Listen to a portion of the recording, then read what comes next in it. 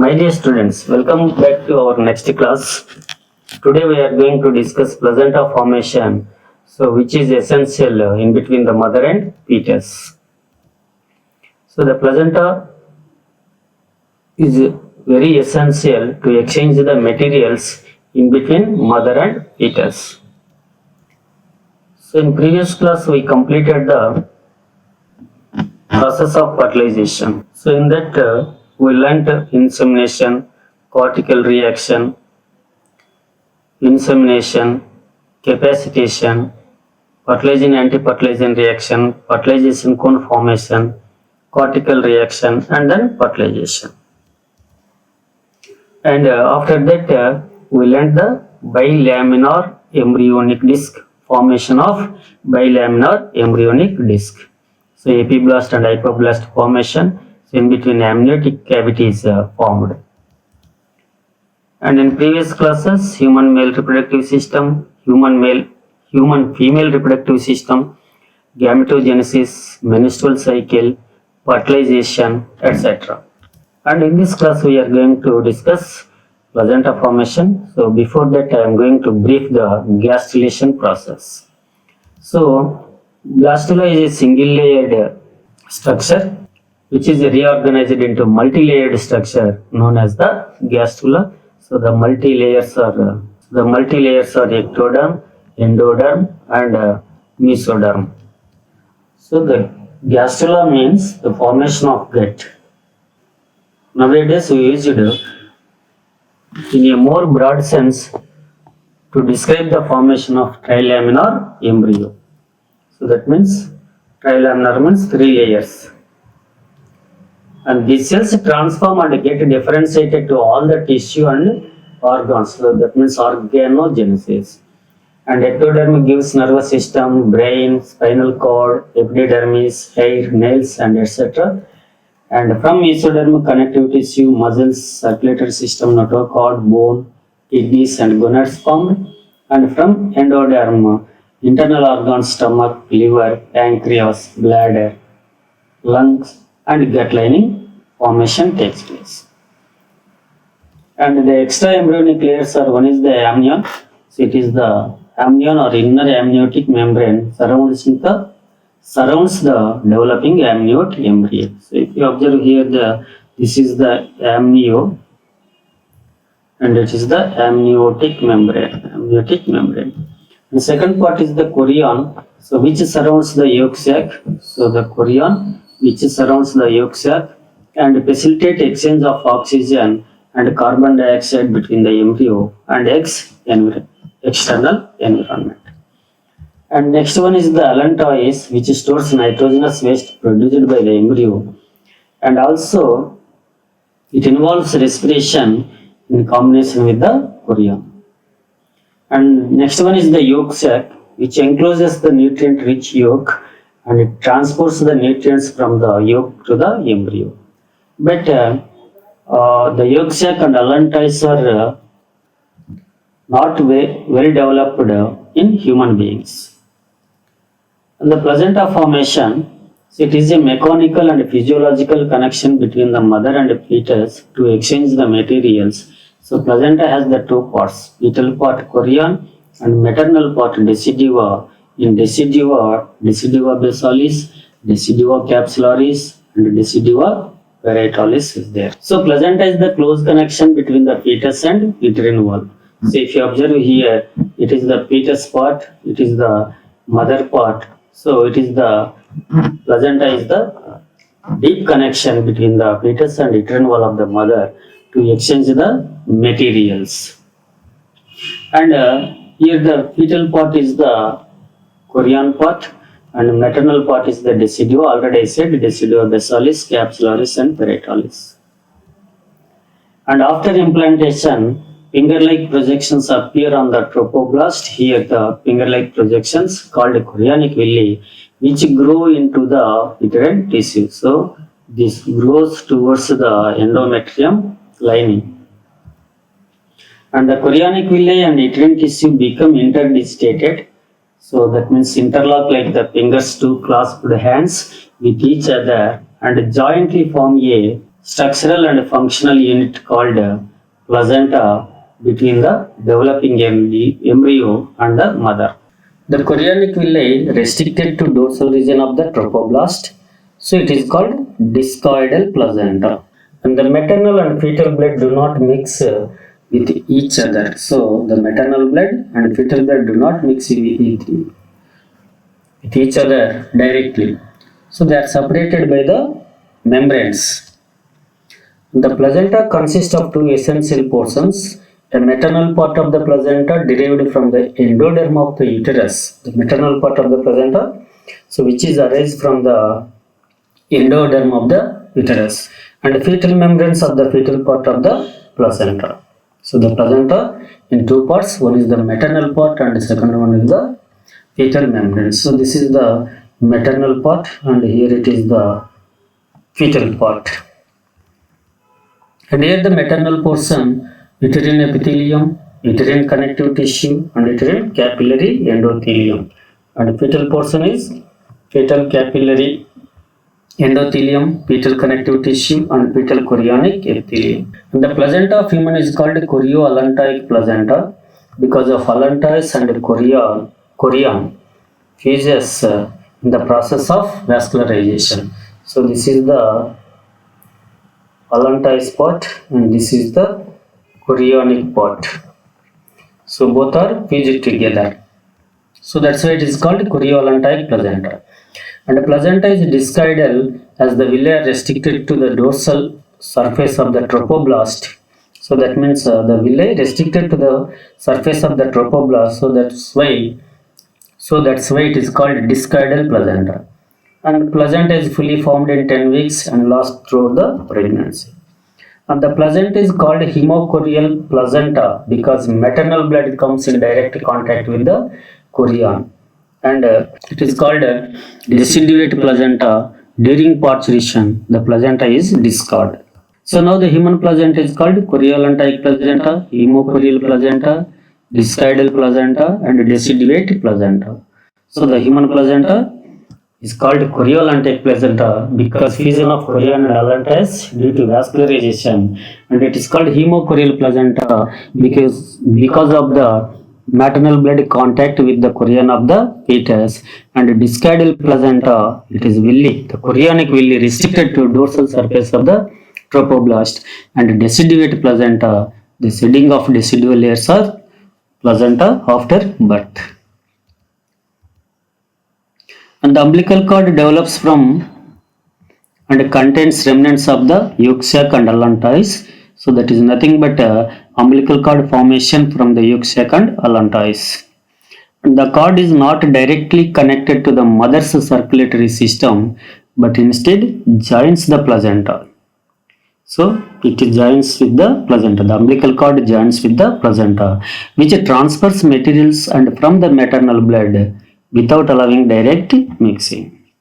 And umbilical cord is nearly 50 centimeters long and about 2 centimeters in diameter in full-term neonate. And the placenta is connected to the embryo through an umbilical cord, which helps in the transport of substances to and from the embryo. So the placenta, which is connected to umbilical cord, it helps the transport of substances from the embryo and to the embryo. And functions of placenta: nutrition, respiration, excretion, storage, as a barrier, and endocrine function. The first, nutrition. So the placenta facilitates the supply of amino acids, sugars, vitamins to the embryo.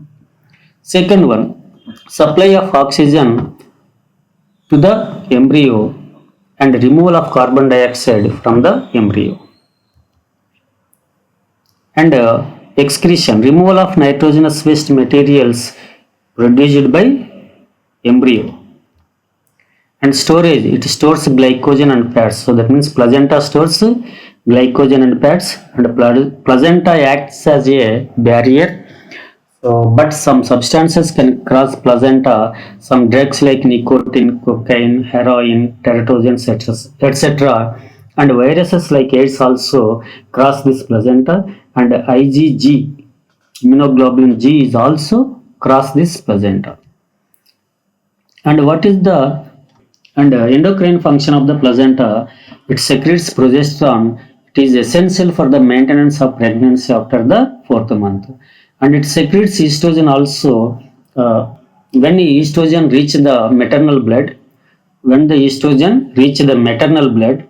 and it promotes uterine growth and development of the mammary glands.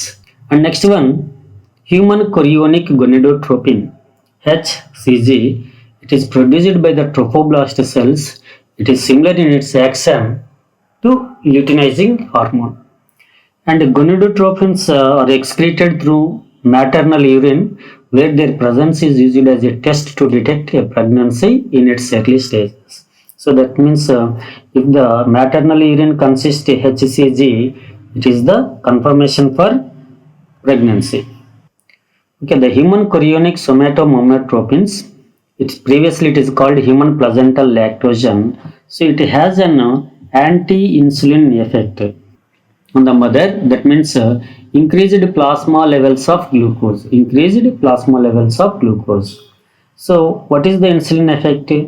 Plasma levels of glucose decreased by the insulin. In this case, plasma levels of glucose increases.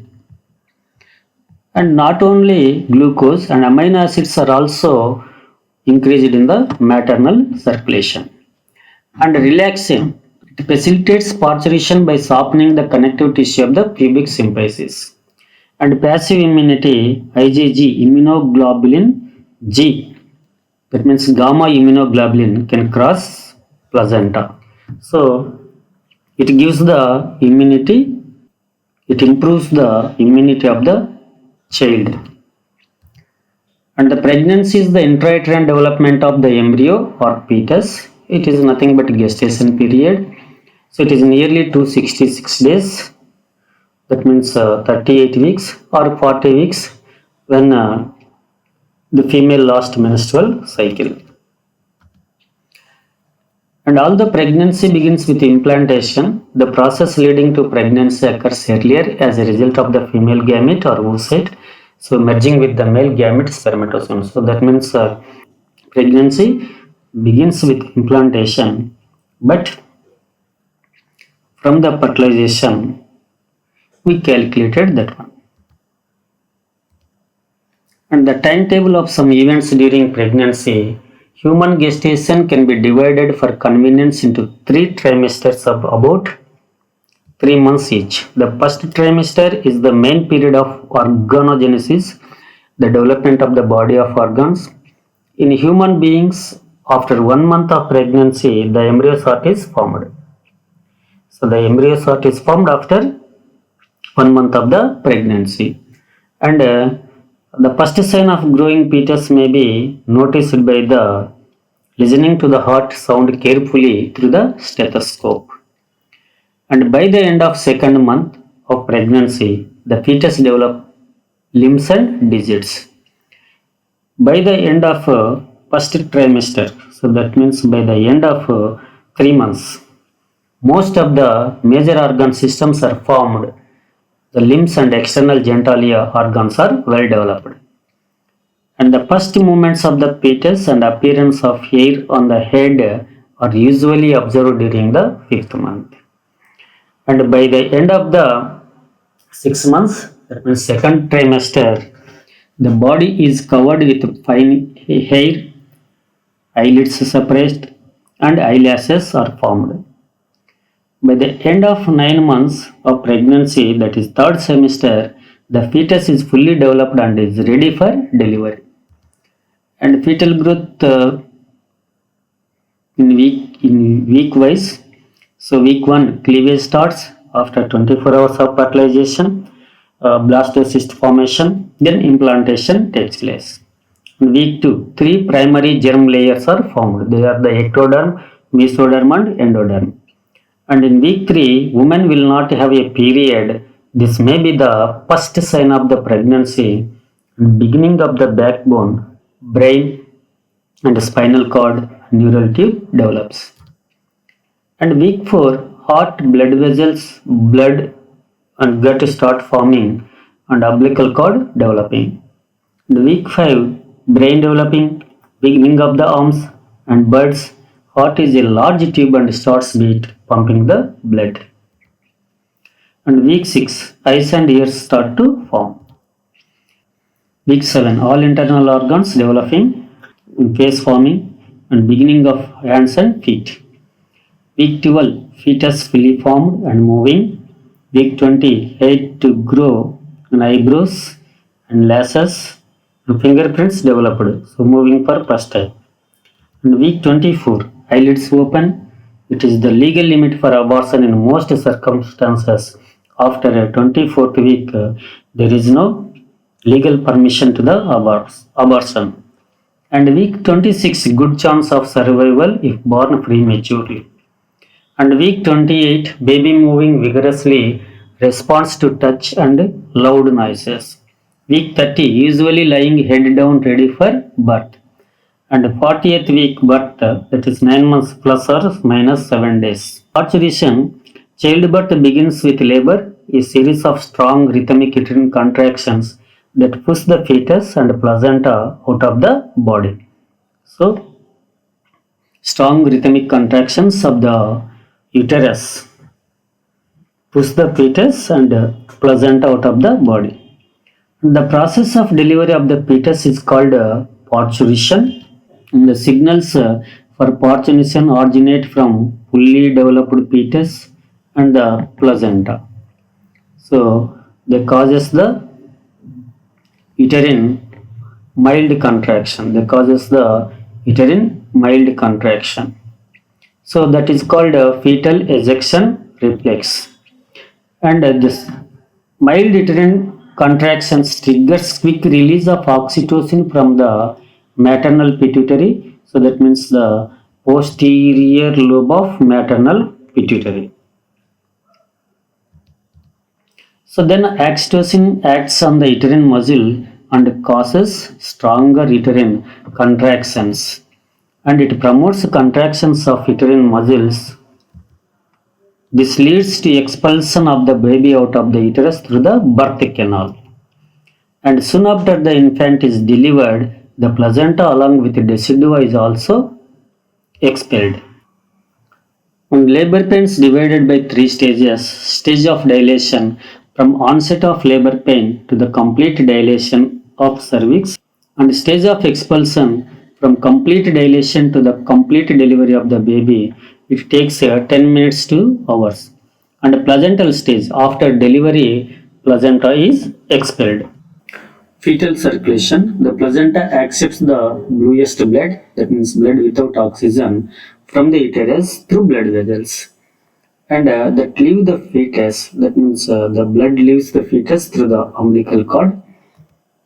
When blood goes through the placenta, it picks up oxygen and becomes red. Lactation. One aspect of postnatal care unique to mammal is lactation, the production of mother's milk. And by the 5th or 6th month of pregnancy, the breasts are ready to produce milk, but due to high level of progesterone, milk production is inhibited. And at birth, the level of prolactin is high due to loss of placenta progesterone level falls. So that means placenta expelled out. So that's why there is no progesterone from placenta. So that's why the level of prolactin is high. And mammary glands of the female undergo differentiation during pregnancy and starts producing milk towards the end of pregnancy by the process called lactation. So what is the lactation means? The mammary glands of the female undergo differentiation during pregnancy and they start producing milk towards the end of pregnancy by the process called lactation. This helps the mother in feeding newborn. Mammary glands begin to develop under the influence of estrogen and progesterone, and secretion and storage of milk generally begins after birth of young one, usually within 24 hours. So that means secretion and storage of milk. So when they begin after birth of young one, usually within 24 hours.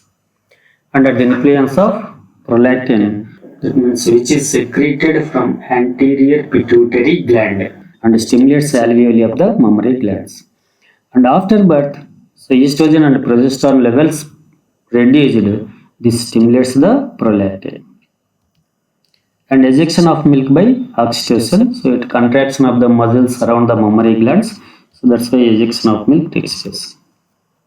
And colostrum, the first milk, so the 2 to 3 days of lactation is called colostrum, so it contains antibodies and WBC, and then it contains rich in proteins, and breastfeeding it during the initial period of infant growth is recommended by the doctors for bringing of healthy baby. And production of milk from mammary glands is called lactation. And prolactin promotes growth of alveoli in breast and nipple before birth and secretion and storage of milk within 24 hours. And oxytocin for ejection of milk. So we completed the placenta formation. From this topic, what are the questions? Describe the placenta in a woman. What are the 4 extra embryonic membranes? What are the functions of placenta? So we completed placenta formation in this class, and so by this we completed unit 5A, so which is very important for your public examination. So you will get one essay question. Okay, thank you one and all.